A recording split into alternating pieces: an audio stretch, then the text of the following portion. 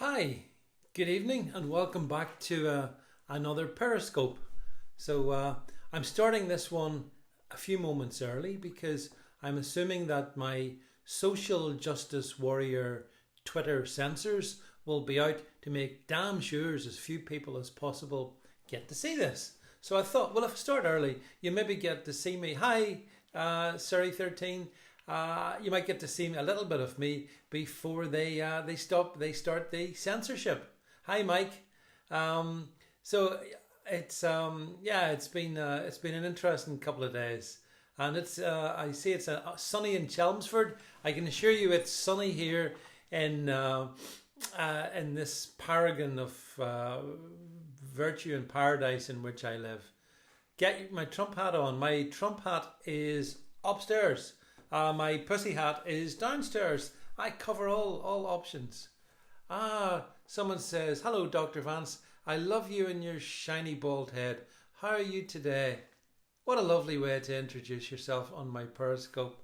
Hang on a second. And that's it. Yeah. Bye-bye. If you can't be decent, you're not going to be on my Periscope. Mind you, I'm not sure how many people actually will get to see my Periscope. I've got my good friends at Twitter shadow banning me. Hi, Jeff. Very welcome. Hi, Miss Katja. Also welcome. Shadow banning my account. Have you seen that? Why don't you just type in on shadow ban checker DVATW and you'll see that I'm shadow banned along with half the conservative world, it has to be said. Twitter, you're such a disgrace.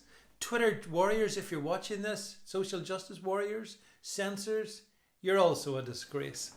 Just calling it out like it is. Okay, folks, we're going to have 30 minutes. Got lots of stuff to talk about. We're going to talk about, as we tend to always, we're going to talk about the latest in Brexit, because I see your comments. We're going to talk about why does the media love terrorism and thugs and killers. We're going to talk about that because it needs to be discussed. And finally, we're going to talk about pronoun wars. He, she, it, and beyond.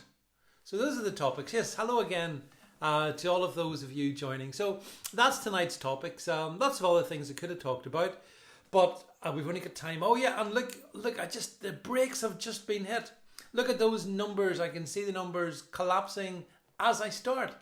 Hey Twitter, your algorithms work really well. They absolutely suppress voices like mine. You utter cucks. You useless, censoring, left-wing, totalitarian fascists. Have I said the wrong words, Twitter? Does that feed into your algorithms of vile things to say? Because I stand for free speech and you, Twitter, stand for suppressing speech. Anyway, that's my little introduction about Twitter. Let me tell you, friends, anyone who thinks in the future that Twitter is a forum for free speech is kidding themselves. Anyway, moving on. Just before I kick off, 3 things to say. First of all, if you do like what I say, hit the hearts buttons. Give yourself a digital workout. If you really like what I say, send me a super heart. Appreciate that. And this is also very important because we've already had one on.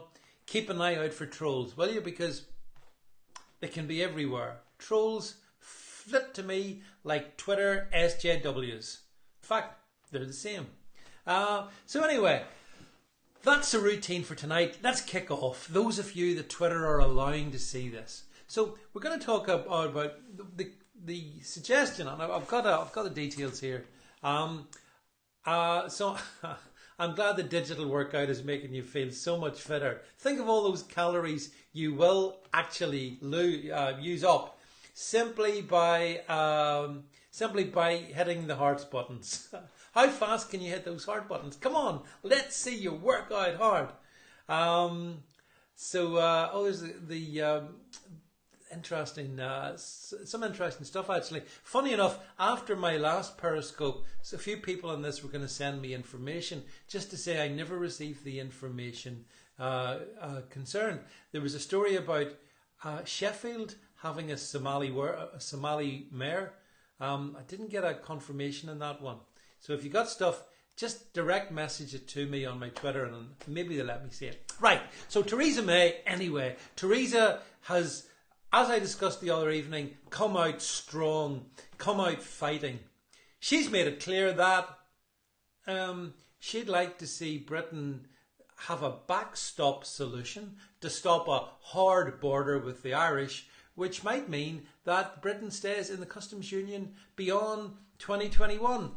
Yeah, 2021 and beyond, and we're still going to stay in some form of customs union with the EU, Theresa. And apparently this was discussed at the cabinet meeting, a crunch cabinet meeting on Tuesday. And at that cabinet meeting, there was no agreement. They couldn't agree on what to do about the customs union. And on the basis of that, someone is tweeting nonsense at me. Hang on, I have to get rid of stuff. Don't come on and tweet crap at me. I'm not interested in that. So he says, trying to balance his tripod, and that's not a euphemism. This is what happened on Tuesday. So apparently May has explained to them that it's very important, and for the interest of keeping Northern Ireland, my land in which I live, in the UK, because if apparently we went for a hard border, that might trigger a border poll, and that could be the end of Northern Ireland. Although most people in Northern Ireland would absolutely vote to stay in the UK. Theresa May, let's call it out. Let's call you out for what you are. You were a Remainer and you are a Remainer. You've stacked the cabinet with Remainers. Your party at Westminster is predominantly a Remainer party. There's very good reasons why you think the way that you do. I understand that. Because you don't believe in Brexit. You don't believe in the tenets of a free, sovereign, United Kingdom that controls its borders, that is apart from the European Union, that strives its own destiny, that moves in the future in its own direction, that takes control of its laws, takes control of its taxes, takes control of everything. You don't believe in that, do you, Theresa May? The truth is that what you want is us to be slowly but surely re-engaged with the EU. And, you know, there's been so much, there's so much crap here I've read in the press. I was reading, just let me read you this out. This is the Irish Prime Minister, little Leo Varadkar, who said, this is what he said today. If we are not making real and substantial progress by June, then we need to seriously question whether we're going to have a withdrawal agreement at all. Let's stop it right there. Stop at that point. I agree, Leo. Let's not have a withdrawal agreement at all. Let's have what you call a hard Brexit. No agreement. No 40 billion for the European Union. Leo, none of that. Not a penny. And furthermore, a hard border between Northern Ireland and the Irish Republic, which will destroy the Irish Republic. Little Leo goes on, beating his chest manfully. We stand by the text of the withdrawal agreement and the text of the protocol published in March, as does the task force and the 27 members that stand behind us. Oh, you're so macho, Leo. 27 members. Jeff's right. You're a pathetic little EU puppet, dancing to the tune of the EU, hoping to get the scraps off the table of the EU. That's what your game is. I suggest, John, I've seen, I'll maybe mention Erdogan's visit in due course. After his meeting, Varadkar added fuel to concerns that the UK Prime Minister is preparing a backstop solution. Get this, listen to this, of Britain staying even longer under Brussels union in a customs union, Brussels rule in a customs union beyond of the 2020 implementation. That's the implementation period that, by the way, none of us voted for, but which were being foisted upon us. Well, I'm sorry, folks, on this one here, and I agree. Let's have a really hard border. Let's build a bloody wall if this is going to be the way of it. I am sick of the fact that the EU along with the colluding Irish government, are using the Irish border to stop the UK as a whole leaving the European Union. And instead, and Theresa May is actually working with them. This is the thing to understand. This is not, the EU versus Theresa May. Forget that. This is Theresa May and the EU colluding to use issues to try and deprive us of what we voted for. In 2016, we voted to leave, to get out. Simple. Out meant out. Out didn't mean transition. It didn't mean staying beyond 2020. But it's like what you're saying, folks. We've got the weakest, most gutless, spineless leaders that you can imagine. And it is embarrassing. Theresa May and all of them, they embarrass me. The fact that, there are those apparently, and yes, you're right, the Irish border is not our problem. The Irish border, folks, is the EU's problem. And in very particularity, it's the problem of the Irish. The Irish export pretty much all their goods through the United Kingdom in terms of our ports, even if they're going on to further destinations. So the Irish melt down on the basis of a hard border. It doesn't work the other way around, but it certainly works for Northern Ireland, where I live. Something like about 85% of our exports go to Great Britain, not to the Irish Republic. So a hard border does one thing and one thing only. It destroys the Irish economy. So ask yourself this. On that basis, why is Theresa May saying that under no circumstances must we have a hard border? And if you think the answer is, it's to stop terrorism, but remember, the terrorists all went away. Remember, that's why we let them come into government, so they would go away.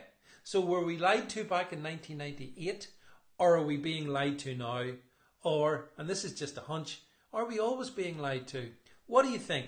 Does anyone out there actually think that Theresa May is intent on delivering a firm, clear, unambiguous Brexit? What do you think? Any comments? Hello? Is anybody there? Someone says what to do. We can't take any action, so what do we do? I think what we have to do, folks, is not vote for the major parties anymore. The major parties have become a major problem. The major parties, both Conservative, Labour and Lib Dem, no longer represent the British people. And it's someone saying that Trump has just said live that the EU has had it too easy for too long. I know my numbers are down, by the way. Twitter have basically stopped all growth on my Twitter account, and they've collapsed the numbers on my Periscope account. But you know something? It doesn't bother me. I'm speaking to the right people when I'm speaking to you. If you all retweet this and send this out, then I'm getting to as many people as I want to get to, and I've got other platforms to get to people through. So I won't be silenced by the Twitter Nazis. But back to Theresa May. She is an appeaser. Theresa the appeaser. She's out to deny us Brexit. It's really clear now. It's so obvious. She keeps postponing her white paper she's going to put forward to the Commons on the way forward. And, there's a reason why she's doing that. Someone's saying, God forbid the Marxists get in. Oh, I agree. But you know something? If we have Theresa May and this Vichy Conservative government selling us out, how is that different to Corbyn selling us out? It's no different, apart from the fact they look a bit better and they say more plausible things. But you judge people on what they do, not on what they say. Do you agree? And if you judge people on what they do and not what they say, Theresa May is actually no different to Corbyn. In fact, arguably, Corbyn is marginally more pro-Brexit than May. And when I say that, yes, you're right. These people are not conservatives, as I understand conservatives. They're social liberals. They're Blairites. So the Conservative Party is Blairism, and the Labour Party is Marxism, and the Lib Dems is pure mentalism. That's the summary of the position. But we do have Anne-Marie Waters for Britain Party, and we do have the likes of the Democrats for Democracy, the Democrats and Veterans Party. We do have other people that you can vote for. And then, of course, you can choose your exercise not to vote at all if you don't like what you've got. But we mustn't. But if you vote If you vote for parties that are out to betray Brexit, don't complain when they betray Brexit. And it's as simple as that. I don't know if you agree with me or not, but sometimes, sometimes I think it's in Australia, for example, they have to allow the bush to burn to reinvigorate things. And maybe we just have to burn. Maybe that's just the way it works. However, that's Theresa May's latest, totally uninspiring position on Brexit. She tries to be all things to all men. She tries to lure us Brexiteers into thinking she's with us. You're not with us, Theresa. You're really not. I believe firmly she's a Remainer. Firmly. Judge her by what she says. Yes, I agree. Some of us are politically homeless. I accept that argument, and I understand why we're politically homeless. But there are the likes of I'm not shilling for any party, by the way, because on balance I don't have any time for any politicians. But I do believe, yes, Jeff, I get the shout, that I do believe that you can't trust a word Theresa May says. Maybe if it was a Jacob Rees-Mogg led Conservative Party, I might feel a bit different. Possibly. But he's not leader, and he's not likely to be leader, I don't think. Mind you, he's pretty solid on Brexit. He's not so solid in other things. Ask Jacob about immigration and Islam, and he suddenly becomes a lot more wobbly. Just saying it the way I say it. Okay, moving on. Let's talk about why does the media love terrorists? Why does the media love... Sorry, folks. I'm seeing other messages come in here to me. Why does the media love terrorists? Why does the media, for example, they've got themselves into a massive hissy fit over two things at the moment. One of which is that the Israeli IDF dares defend its borders against Hamas. And I think we have something like 62 dead Palestinians. And the media is weeping about how innocent they all are and how this is an awful thing. The UN needs to get involved and Israel is so bad and evil. And then Hamas come out and say that of the 50 of those killed were Hamas members, terrorists. I don't recall the BBC and the likes pushing the fact that 90% of all of those killed in this zone were actually Hamas activists. And the other ones who weren't Hamas activists, what the hell were they doing at a war zone? So 50 terrorists killed and another 12 terrorist enablers. We have a 14-year-old girl killed. I saw that the other day. 14-year-old girl taken to a war zone by her mother. Her mother who then delights in her death, saying that her child wanted to be a martyr. Let me make it clear, and I don't care who I lose in this one, in terms of followers or the rest, I stand with Israel. I always have done. Why? Because Israel is a shining pearl of democracy in a sea of blackness. Thanks, Jeanette, for the first Super Heart. Appreciate that. At 14, 14-year-old girl, someone's referencing this, but let's call it out. If you take a 14-year-old girl into a war zone, what do you think the consequence is going to be when the inevitable happens? The child had no choice, I agree, but the mother did and the father did. That's where the responsibility lies. So it's a terrible thing. A child should lose their life. Any child should lose their life. It's terrible. But the mother and father are responsible. The mother and father are responsible for their actions, not the IDF. But anyway, 50 terrorists breaking into a country is something that's simply not acceptable. I say well done to the IDF, and I hope they keep defending their borders, and I think they will stay strong. And shamefully, the UK has not rowed in and agreed with the actions of Israel. Instead, it as always aligns with the Arabist position, just like it aligns with Iran. Again, Theresa May, she's just awful. But then, of course, the media is also at the moment joining in a bit of Trump baiting. Have you seen that story about his comment to a US law enforcer when she complained in a press conference, and you can see it on Twitter, you can see the video footage of it, when she talks about the problems that they have catching members of an incredibly vicious bunch of barbarians called MS-13, and Trump refers to them as animals. The media then start whinging, oh, Trump, he's called all immigrants animals. Oh, no. He didn't. False news. Fake news.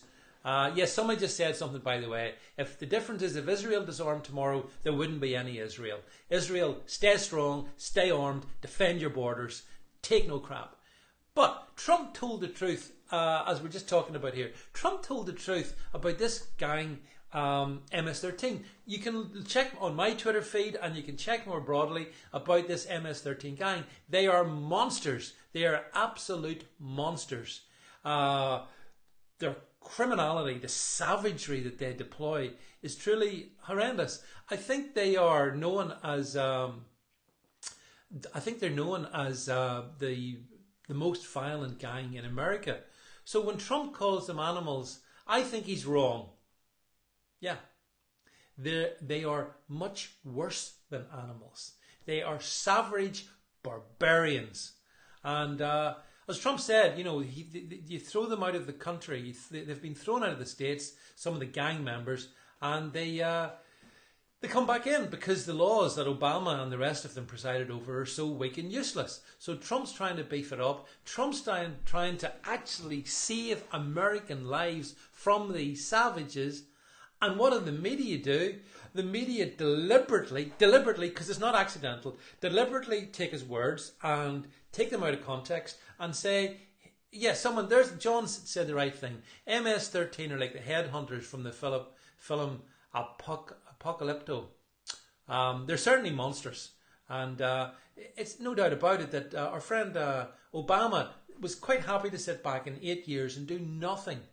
Trump's trying to do something about it. Law enforcers are coming to Trump and saying to Trump that they feel that their hands are handicapped. So Trump says the obvious. These people are animals. They need to be sorted out, and he's working hard with his team to sort them out. So what's the problem with that, folks? Unless you actually want the likes of MS-13 to run rampant across the states, to kill whoever they want, to decapitate whoever they want. Is that what you want? Is that what the left actually want? And that's what makes me feel that in the final analysis, and yes, you're right, of course, I see that the media always do this with... I mean, if Trump turned round and said he discovered personally a cure for cancer, I have no doubt that the media would say, what took you so long? Why did you take so long? How many innocent cancer victims have died whilst you discovered your cure for cancer? Trump can do no right for the fake news media, and we know that. The fact that he got elected, that was enough. That's triggered them, and they can't get past that. And so their butthurt is so extreme. Just like here in the UK, the Remainers' butthurt is so extreme. They lost, he won.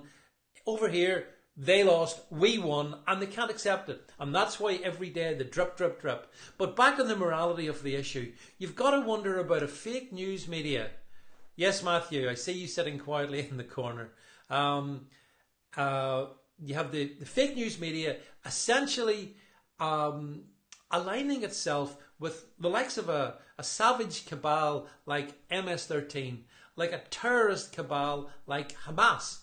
That's the fact of the matter. And, what's your views on that? What do you think? How can these journalists look at Hamas, understand what they have done and do to innocent Israelis when they get half a chance? And I mean, this is the other thing, and I've said it before and I'll say it again. I do not take Israel as a blank check and give it, my universal approval of everything it done. I, for example, disagreed with it giving Gaza to Palestinians because they were told to do that. They were encouraged to do that by the international community that hates Israel. And what does the Palestinians do when they get Gaza? They elect Hamas, which is a terrorist group, and Hamas turns Gaza into a little terrorist enclave. Do you think was that a really good move? Now, maybe in one way it is, because Israel's saying, well, at least all the terrorists are in the one place. So maybe Israel did the right thing.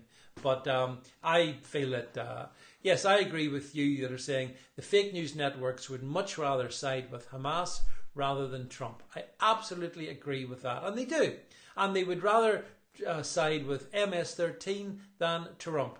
And of course, the other thing, a really good point, Hamas, I mean, it's documented how evil they are. I mean, they slaughter their Fatah opponents. They slaughter fellow Palestinians, never mind Jews. And yet the EU channels billions into Palestinian hands. So in that way, the EU, I'm afraid, folks, is an enabler of Palestinian terrorism. And that's the truth of the matter. I'm sure there are people in Gaza who are decent people, but are under the jackboot of Hamas. If you don't like Hamas, you end up dead. Funny enough, Hamas, which can't stand homosexuals, which bans all freedom and liberty, and yet the left align with Hamas. Is it any wonder that I query the mental stability of the left? Anyway, moving on, last topic, pronoun wars. Yes, Jeff, I've got 5 minutes left. So this is, Jordan Peterson, the Canadian professor, got himself into a whole lot of bother. I'm sure you saw it, about the issue of one of his students demanding that the student be addressed as, I believe it was Zer, not he or she. And Jordan, of course, didn't agree with this. He, I think, takes the view that there are he and she are the normal forms of pronoun. Actually, I think I may have got that wrong. I think the student wanted to be addressed as they. Get that one? They. A singular person wants to be addressed as they, because that's the pronoun that they identify on. Well, first of all, they is a plural. I mean, we can talk about this grammatically. They is a plural pronoun.